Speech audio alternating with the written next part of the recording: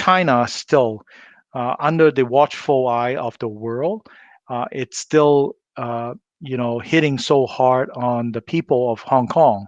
All they wanted to do is to govern their own territory in peaceful, orderly, rule of law, not rule by law measures that is actually engageable with the rest of the world, the common law system, etc., etc. And unfortunately, when we speak about Hong Kong, we now also learn that on these regions, on these issues, the political freedom, it's also been significantly hampered. And we know that even though Deng Xiaoping, even though China had promised to keep Hong Kong lifestyle for 50 years, that it would be autonomous and Hong Kongers will be able to govern Hong Kong for 50 years, and China would adhere to the basic law for at least 50 years. Even though all these promises, even though Canada was lobbied by the Chinese and the British to support the joint declaration, the implementation of the basic law, the return of Hong Kong back to China's sovereignty.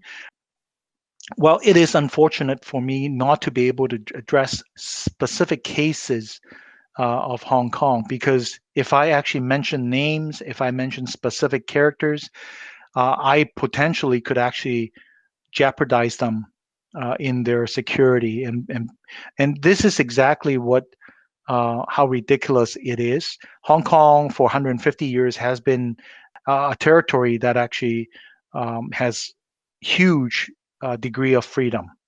I remember when I was a kid in Hong Kong, people from China, they probably would not understand or believe that we were never forced to sing the national anthem of the United Kingdom, that we never have to salute the United Kingdom Union Jack flag.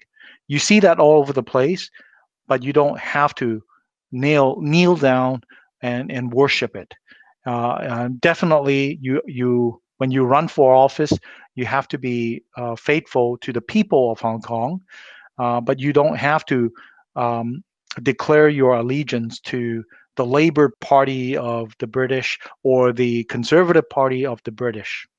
Whenever I look at Hong Kong, I always remember that November evening, 2019, when people of Hong Kong line up in droves, cast their ballots overwhelmingly in support of a district council elections of any candidates that would be pro-democracy, human rights, and freedom.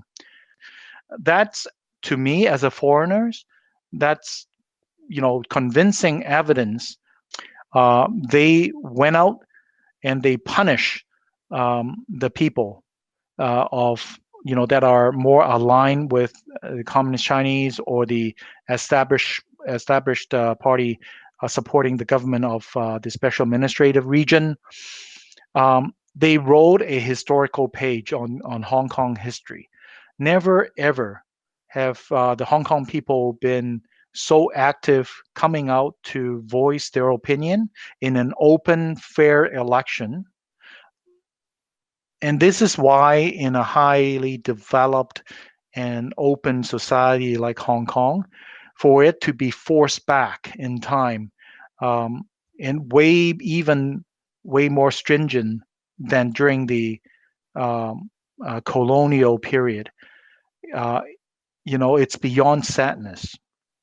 As I said, I'm a conservative in Canada, but when I want to run for office representing the Conservatives, I had to go through nomination.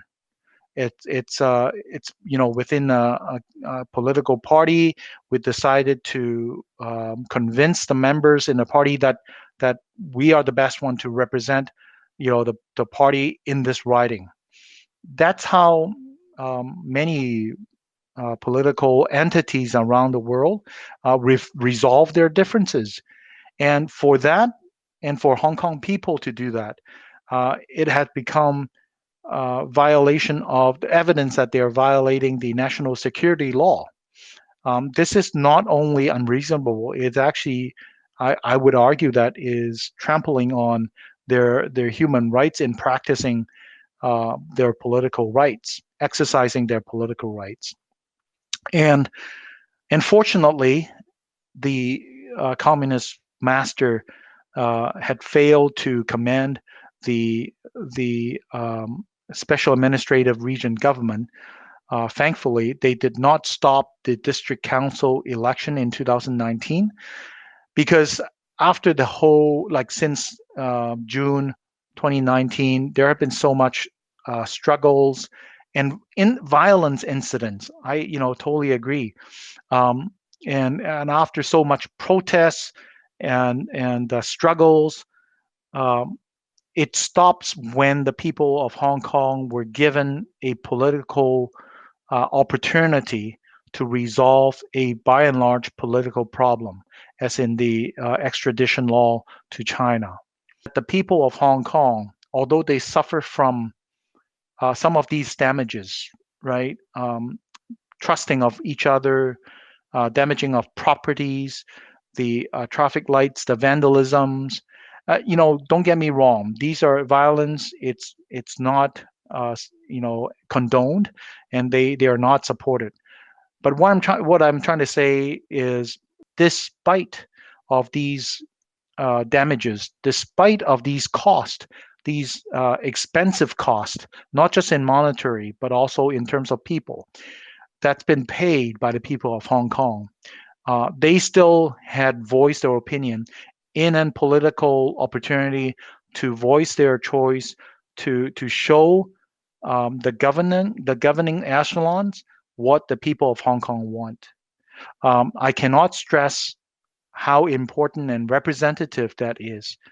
I was lucky to witness that history, that turn of the page. Fast forward to 2021, their legislative council election has been delayed again, not knowing exactly when they will have a chance to have an election, when all across the country, the world, in Canada, there are many provincial elections. In New Zealand, that have been a national election. In United Kingdom, and so I think the world can see what the governing echelons are thinking.